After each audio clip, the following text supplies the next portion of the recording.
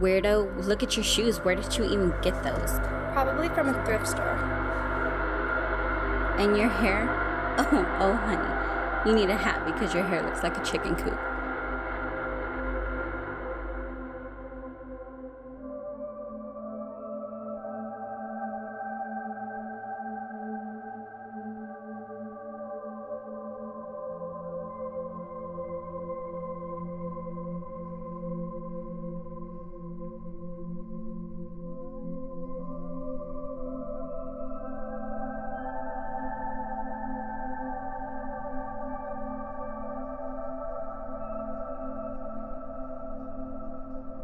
Mom,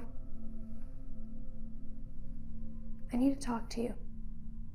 About what? I'm tired. You're tired? Did you have a long day at school? It's only 4 o'clock. No, Mom, I'm tired. I can't do this anymore. Do what? Life. I want to kill myself. Kelsey, don't be so dramatic. I'm not being dramatic, Mom. I'm serious. I'm sick of being bullied every day, and I'm sick because I hate looking at myself in the mirror. And I'm over wearing these raggedy clothes. I just don't want to be here anymore. I know you're having a hard time right now because of those mean kids at school. Is the baby gonna cry? Cry, baby, cry, baby, cry, baby, cry, baby, cry, baby, cry, baby, cry, baby, cry, baby, cry, baby, cry, baby, cry, baby, cry, baby, cry, baby, cry, baby, cry, baby, cry, baby, cry, baby, Go to class. Now.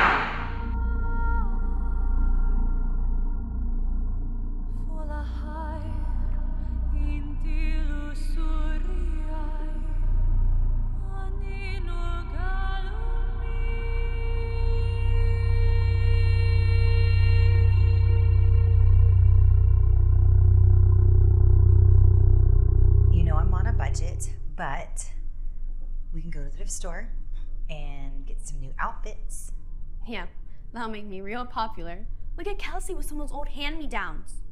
Thrift stores have cute stuff too. Listen, you're 13. It's an emotional age. But this will pass. You'll see. A year from now, you won't even feel this way. You don't understand. I may not be here a year from now. You don't know how good you have it. Some kids don't have a home, they don't have food, they don't have shelter, they have diseases. You always do this. You always minimize how I'm feeling or what I'm going through. How am I minimizing what you're feeling, Kelsey? Because I'm pouring my heart out to you, and you're telling me that my feelings are not as important as other kids. I didn't say that. That's exactly what you said. You know what? Forget it. I don't even know why I came to you. You never listen.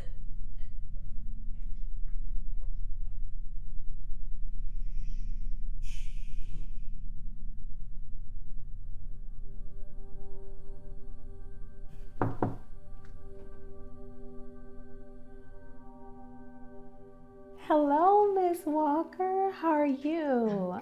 I'm Shelby, the counselor. I think last time we seen each other was at our open house. Yes, ma'am, we fair. did. So nice to see you again. Likewise, likewise. Please, please, have a seat, have a seat. Thank you. I invited you here today to speak with you. Kelsey and I have been speaking, and she shared with me that she's been having thoughts of suicide. Now, I know that you are aware that she's been bullied here at school, and we're trying to get a hold of that. However, I wanted to touch base with you to see if maybe you've seen anything going on at home. Maybe have you seen any changes in her behavior or attitude here lately? Well, Kelsey, like other kids, is going through a hard time. As I explained to her, this will pass. I struggled with depression at her age. even dealt with suicidal thoughts, but I'm better now, and I'm sure she will be too. Now, with all due respect, ma'am, I do understand that Kelsey is your daughter. However, everybody handles situations differently, okay? And so any cries out for help should be taken very seriously. Kelsey has been attending a peer group for troubled teens. And this seems to have been, helping her out a lot. This gives her an opportunity to share different things with other teens that may be experiencing or going through something similar. And I truly believe this has been helping her out a lot. I can refer you guys to a therapist that handles depression in young adults, if you would like. No, thank you. Excuse me? No, thank you. Look, I know you're trying to help, but I've got this. I realized I'm just not giving Kelsey the kind of attention that she needs. I've got a new job now, and I can spend more time with her. What she does need is attention from her mom. Miss Walker, Kelsey is in trouble, and she needs a therapist. Don't you think that would be what's best for her? I think I know what's best for my daughter. I certainly don't need to be insulted as to my job as a parent. No, that's not what I'm implying at all, Miss Walker. Look, that's what it sounded like. Like I said, I'll handle this myself. Kelsey will be fine. What she does need is for people around her to stop blowing out of proportion her problems. By the way, she won't be attending your peer group anymore, which I did not give permission for. Have a nice day.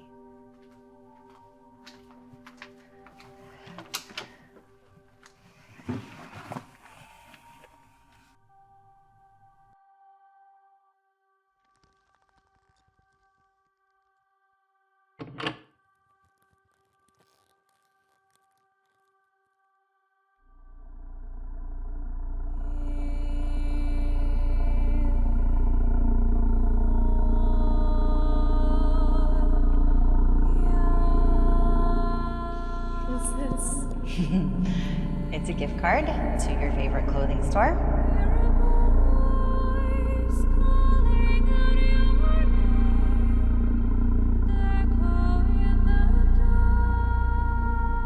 I may not be here a year from now.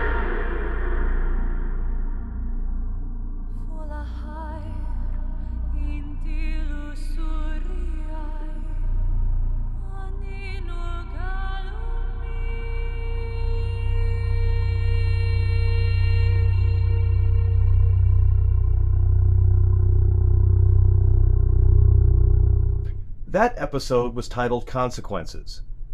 That was a difficult one to watch, wasn't it? It was very similar to our other episode titled Bullying, but this one took a much different turn.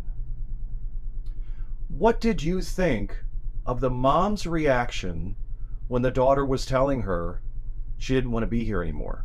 She was being bullied. People were making fun of her. How did you feel about the way mom reacted? How did you feel about mom using almost guilt instead of compassion or understanding? You remember she had said, some teenage girls don't have a roof over their head, don't have loving parents, don't have a great place to go to school, don't have good clothes. Do you think that was quite the right approach when your child would come to you? Are parents always right? Now, we obviously want people to listen to what their parents say. But in this situation, do you think she should have listened to her mother? On the other side of that, what did you think of the counselor's attempt to assist or warn the mother? I believe the counselor was doing the right thing. How do you think the mother reacted there? Pretty defensive. She didn't want to hear it. Why do you think the mother was reacting that way? Do you think maybe she felt like she was failing? Or maybe, as she said, she had been bullied when she was a teenager, and look how she turned out. How did you feel for Mom when the consequences of her decisions were revealed at the end? Did you feel guilty for her? Did you feel sad for her? Or was everything you felt for the daughter? It's a difficult episode to kind of take in or comprehend. But unfortunately, the events of what we just watched happen much more often than people believe. So in this episode, in the comments below, answer this question. What would you do if your child, family member, or friend acted or said the things to you that our main character did to her mother? If someone came to you with that kind of despair, and that they didn't want to be there anymore, and that they just needed someone to talk to, how would you handle it? Maybe this episode will make you handle it a little differently should it happen to you. And I hope it never does. I wish that this kind of situation didn't happen as often as it did. Well, I hope this episode made you really think.